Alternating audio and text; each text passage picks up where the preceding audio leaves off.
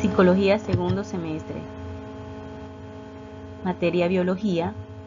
Integrantes: Reinalda Cadena Mejía, Patricia Pacheco, Jader Caballero, Cristina Benítez.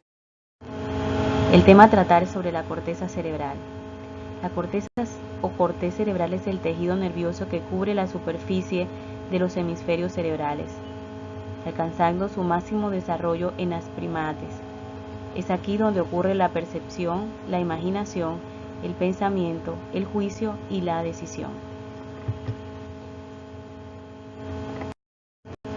Si nos basamos tanto en la perspectiva estructural como filogenética de la corteza cerebral, se pueden diferenciar tres clases diferentes de esta.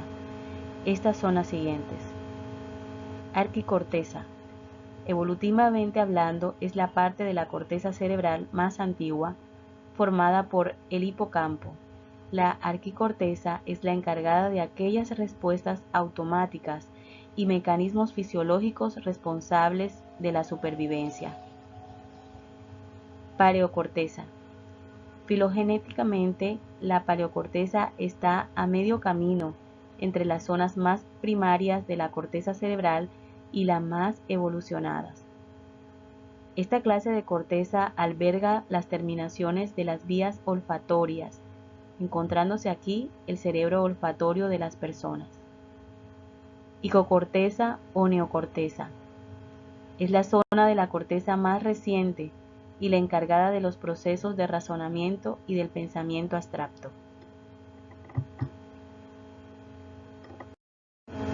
Capas de la corteza cerebral. Son 6 las capas de la corteza cerebral. Seguidamente, vamos a explicar cada una de ellas, ordenadas desde la superficie hacia el interior de la misma. Capa molecular, también llamada como capa plexiforme, es la capa más superficial de la corteza cerebral. Se trata de una capa sináptica compuesta por una densa red de fibras nerviosas, las cuales derivan de dendritas, de células piramidales y fusiformes, los axones de las células Martinotti y estrelladas. Al ser la capa más externa en ella, se establecen muchas sinapsis entre neuronas. Capa granular externa. Se localiza por debajo de la capa molecular y en ella se encuentran muchas pequeñas células estrelladas y piramidales. Las dendritas de las células y los axones se infiltran hacia capas más profundas, por lo que esta capa está interconectada con las distintas partes del córtex. Capa piramidal externa. Está formada por células piramidales y tiene una forma irregular con un tamaño que va aumentando desde la superficie hasta la parte más profunda. Las células piramidales dirigen sus axones hacia otras partes de la corteza en forma de fibras de proyección, asociación o comisurales. Capa granular interna. La componen las células estrelladas, las cuales se disponen de manera compacta. Posee la banda externa de Weisberger, que son unas fibras ordenadas de forma horizontal. Capa piramidal interna, también llamada capa ganglionar. Posee células piramidales de tamaño mediano y grande. Posee una gran cantidad de fibras ordenadas de manera horizontal, las cuales componen la llamada banda interna de Weisberger. Capa multiforme o polimórfica. Está formada por células fusiformes y también posee células piramidales modificadas, las cuales cuentan con un cuerpo triangular u ovoide. Las fibras nerviosas de esta capa de la corteza cerebral ingresan en la sustancia blanda subyacente conectando con las regiones intermedias. Las células fusiformes derivan la información hacia la corteza, el tálamo y los núcleos estriados.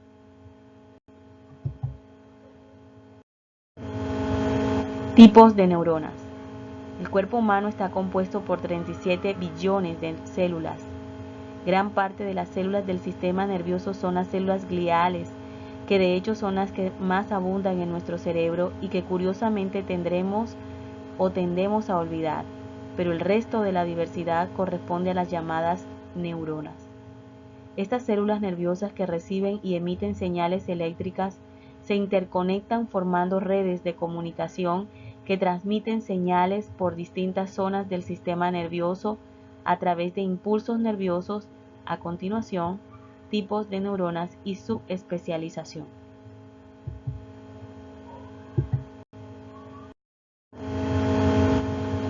Existen distintas formas de clasificación de las neuronas y se pueden establecer en base a distintos criterios.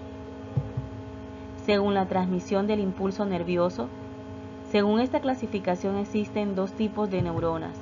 Neurona presináptica, como ya se ha dicho, la unión entre dos neuronas es la sinapsis. Pues bien, la neurona presináptica es la que contiene el neurotransmisor y lo libera al espacio sináptico para que pase a otra neurona. Neurona postsináptica es la unión sináptica. Esta es la neurona que recibe el neurotransmisor. Según su función, las neuronas pueden tener funciones diferentes dentro de nuestro sistema nervioso central. Por eso se clasifican de esta manera. Neuronas sensoriales.